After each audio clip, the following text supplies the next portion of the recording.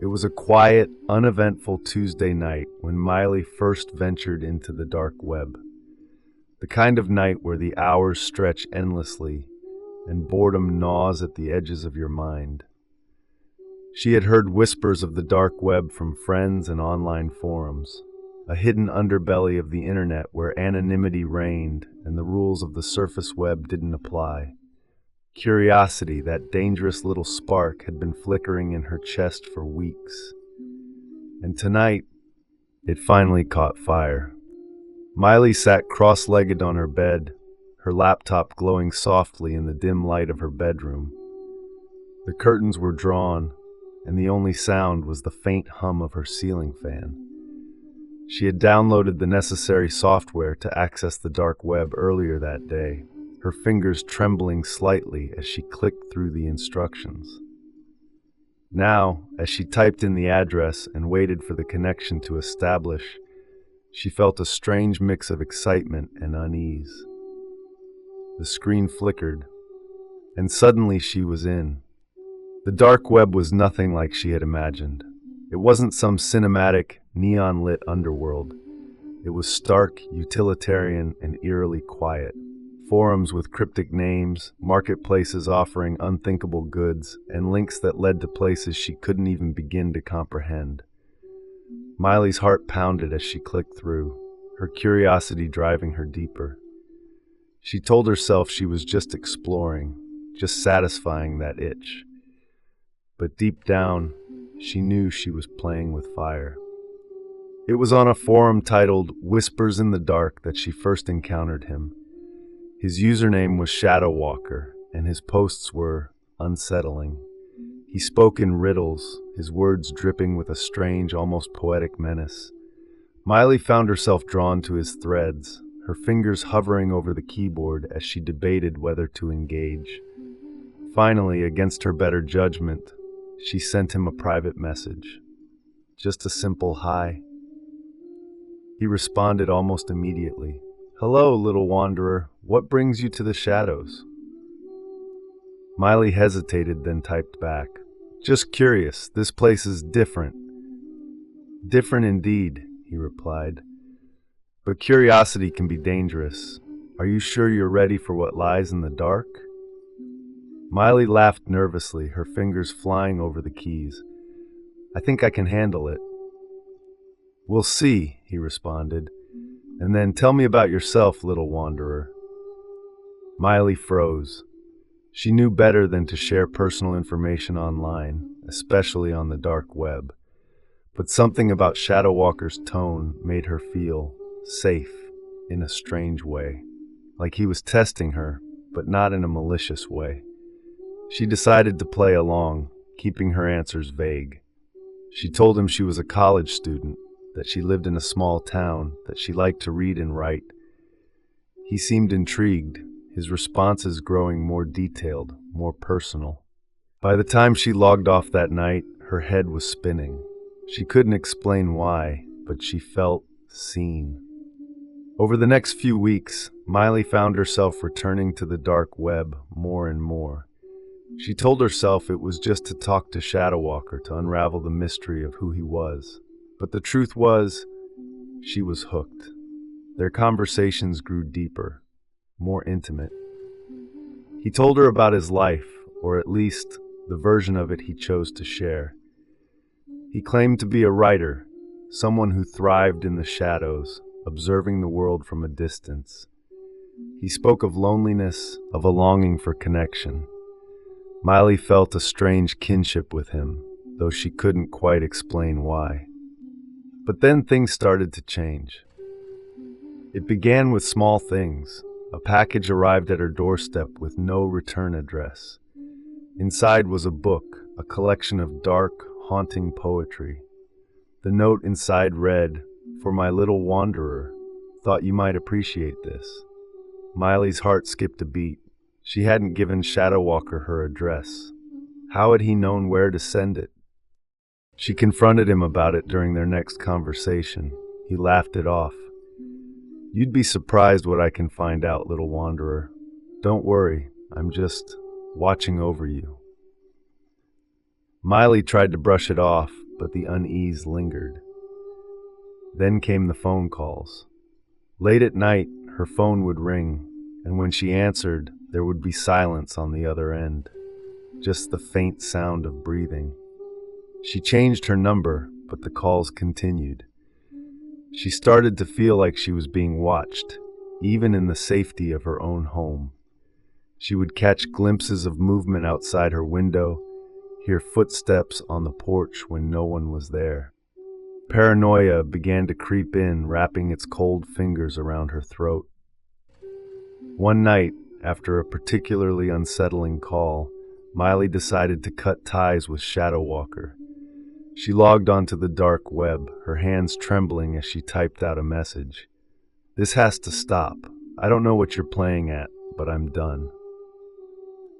His response was immediate. "Oh, little wanderer, you can't just walk away, not after you've stepped into the shadows." Miley's breath hitched. She slammed her laptop shut, her heart pounding. But it was too late. The damage was done. The next day, she came home to find her apartment ransacked. Her drawers were pulled out, her belongings scattered across the floor. But nothing was missing. Instead, there was something new, a single photograph pinned to her bedroom wall. It was a picture of her, taken from outside her window. She was sitting at her desk, unaware of the lens focused on her. On the back of the photo, written in bold black letters, were the words, "I'm always watching." Miley's blood ran cold. She grabbed her phone and called the police, but they couldn't do much without evidence. She stayed with a friend that night, too terrified to be alone. But the next morning, she received a text from an unknown number. "You can't hide from me, little wanderer. I'll always find you." From there, the stalking escalated. ShadowWalker, or whoever he was, seemed to know her every move. He sent her pictures of herself at the grocery store, at the park, even at her friend's house. He left notes on her car, voicemails filled with eerie silence. Miley felt like she was losing her mind. She stopped going to class, stopped leaving the house. But no matter what she did, he was always one step ahead. One night, as she lay in bed, her phone buzzed. It was a video. With trembling hands, she opened it. The footage was grainy, but she could make out the interior of her apartment. The camera panned across the room, lingering on her bed. And then, the most chilling part, the sound of her own voice, whispering, "I'm right here." Miley screamed, throwing her phone across the room. She grabbed a knife from the kitchen and barricaded herself in the bathroom, her breath coming in ragged gasps. She could hear footsteps outside her apartment, the sound of someone trying the doorknob. She called the police, her voice shaking as she begged them to hurry. When they arrived, there was no one there, but on her doorstep was another package. Inside was a single rose, its petals black as night. The note read, "You can run, little wanderer, but you can't hide." Miley knew then that she was in over her head. She packed a bag and fled to a motel on the outskirts of town, paying in cash and using a fake name. For a few days she thought she might be safe, but then the text started again. "You're not as clever as you think, little wanderer." The final straw came when she woke up in the middle of the night to the sound of her motel room door creaking open. She froze, her heart pounding in her chest.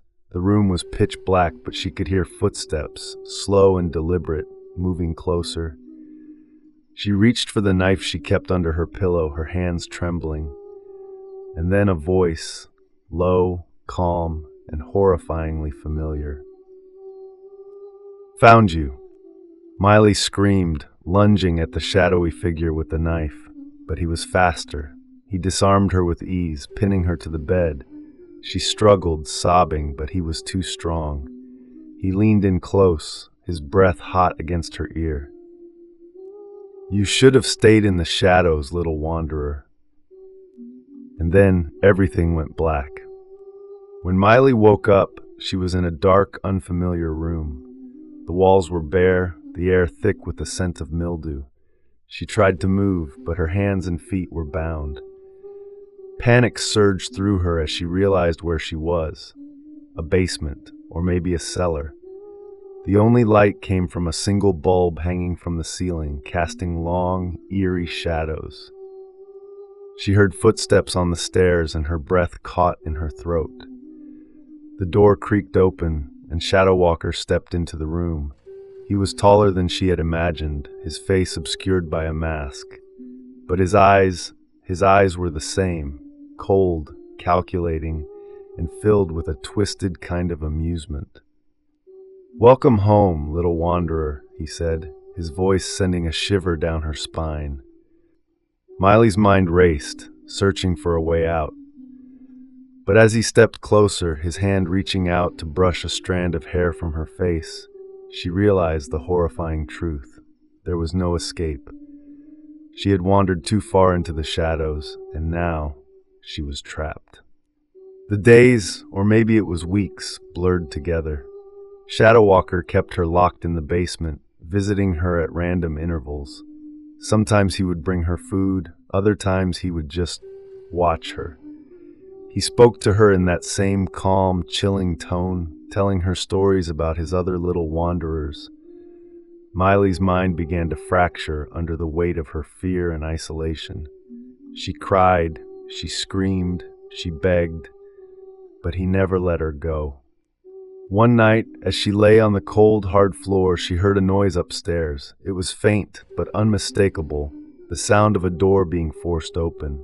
Her heart leapt with hope. Had someone found her? She strained to listen, her breath caught in her throat. And then, footsteps, heavy, hurried, coming closer. The basement door flew open, and a figure burst into the room. It wasn't ShadowWalker. It was a man in a police uniform. Miley's eyes filled with tears as she realized she was being rescued. The officer rushed to her side, cutting her bonds and helping her to her feet. "It's okay," he said, his voice gentle. "You're safe now." But as they made their way up the stairs, Miley couldn't shake the feeling that something was wrong.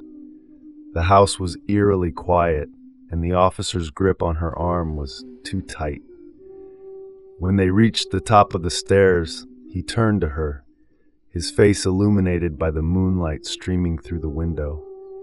And that's when she saw it, the mask, hidden beneath the brim of his hat.